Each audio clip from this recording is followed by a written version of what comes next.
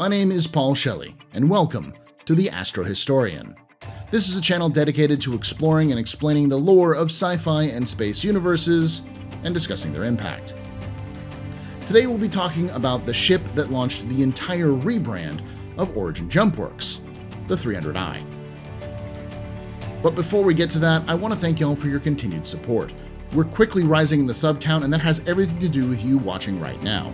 So if you've been enjoying the videos, be sure to hit that like button and subscribe if you haven't already done so. If you want to go that extra mile, we also have YouTube memberships and Ko-fi for financial donations. But if you want early, ad-free access to these videos, consider joining the Patreon as well. All those links are in the description. Now let's talk about how two brothers helped launch an experimental program which would catapult Origin from obscurity into the brand name of luxury it is today. Luxury is a subjective term. Many would say they know it when they see it. However, there is nothing subjective about the status of Origin Jumpworks as a luxury spacecraft manufacturer. Founded in the mid-28th century in Cologne, Germany on Earth, Origin Jumpworks first made massive fusion engines for the UEE military capital ships and for the ostentatious yachts made by RSI and Aegis. After the fall of the Mezzers, there was a collapse of many heavy industrial ship makers. In what may be surprising to aficionados of the modern Origin brand, Origin decided that it was time to move away from just engines and into full-blown spacecraft, specifically industrial hauling craft. In fact, one of their first attempts was the 600, a ship today known for being the versatile space yacht for the moderately wealthy of the verse, which became quite a popular long-range hauler. After the initial success of the 600 cargo hauler, they set their sights on filling another void, luxury. Seeking to try and capitalize on the growing market for luxury class, they designed a luxury fighter for the common people, the Origin 100. While the 100 was tested, it was ultimately scrapped. However, the company learned much from the project and jumped from the 100 project to a brand new one, dubbed the X3. At the head of this project were two brothers, Otto and Andreas Lang. These two were wunderkinds and had already been known for their passion for mending form with function. You see, at 35, they had been recruited to Origin from the SEAL Corporation to work on plasma manifolds for the Origin engines.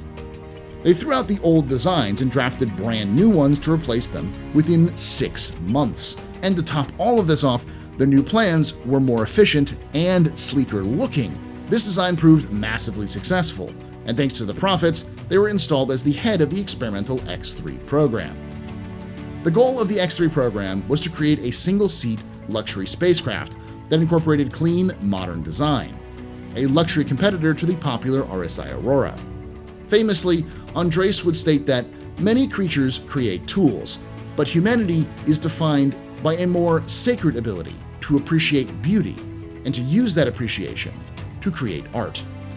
So it was with that the Lang brothers set out to bring art to the starter ship market.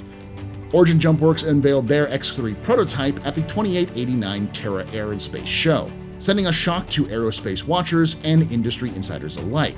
A company previously known for fusion engines and industrial transportation ships was looking to take on the competitive single-seat market with a bold new aesthetic that looked like nothing else in the galaxy.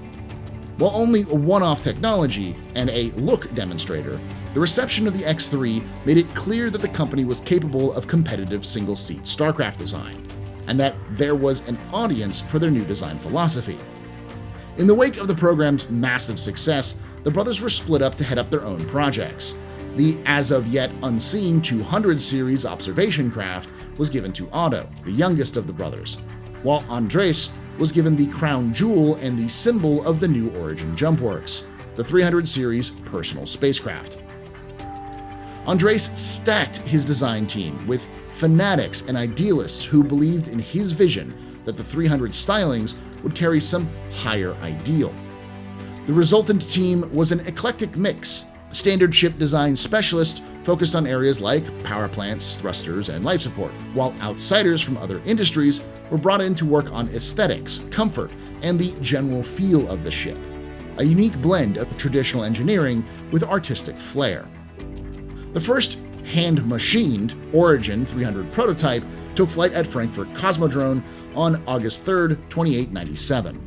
From a technical standpoint, the first flight was an enormous success. The prototype completed 9 Earth orbits without a hitch.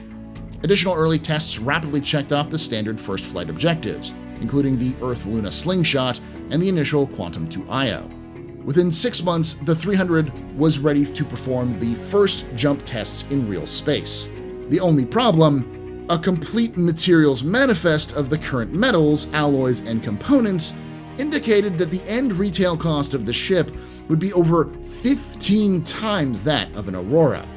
The company's board, previously content to let Lang work without restrictions, stepped in. For the next 14 months, the factions of the company fought a vicious internal battle over the 300's production model, with a chain of executives resigning in defiance of Lang's obstinance.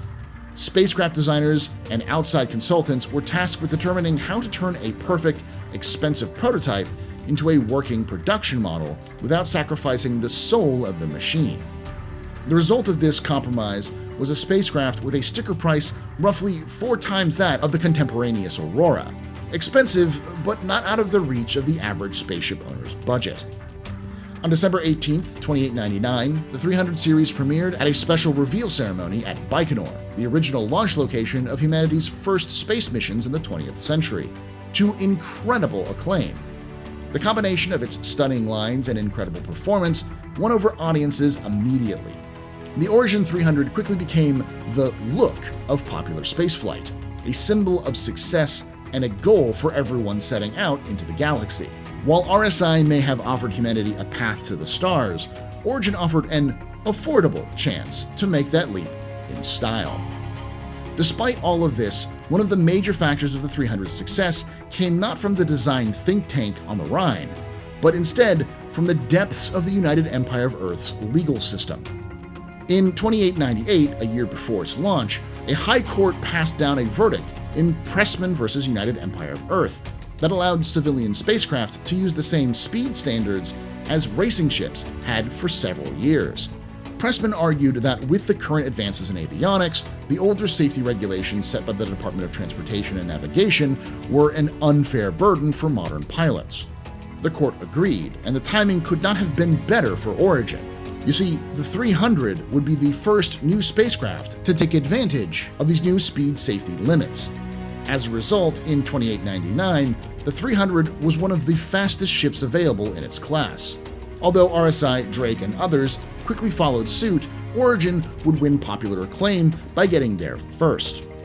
The 300 series launched in 2899 with a single model, the 300i. Andres was insistent that Origin would begin producing variants in the third model year, by designing entirely new models to fulfill different specialized tasks.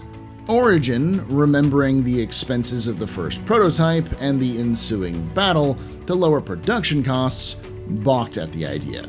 For all the project's rhetoric, later amplified by the series' initial marketing, the company wanted to borrow an important aspect from RSI's Aurora, a modular space frame designed to easily adapt variants. Like the Aurora, the 300 series would adapt the initial version into a host of different factory models built atop the standard design. By all accounts, the decision to develop variants instead of bespoke models soured Lang on the project altogether. Instead of helming the 2903 model year as previously intended, he built a smaller, separate team to construct the Origin 350R speed model.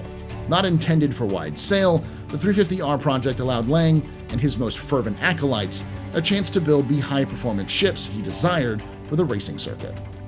Over a dozen 300 series variants have been offered since the line's inception, with the majority being minor, one-off yearly models themed for particular events, such as the Origin 320C Imperator's Edition.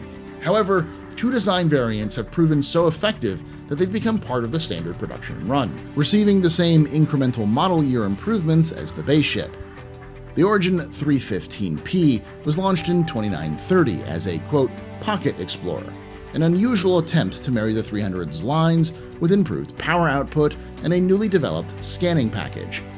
Despite the odd duck nature of the design, the 315P provided a reliable performer, with much of the success coming because of smaller prospecting outfits who were happy to have a dedicated spacecraft that could perform just as well as their normal ships, but provide a comfort and style that was often overlooked by other manufacturers.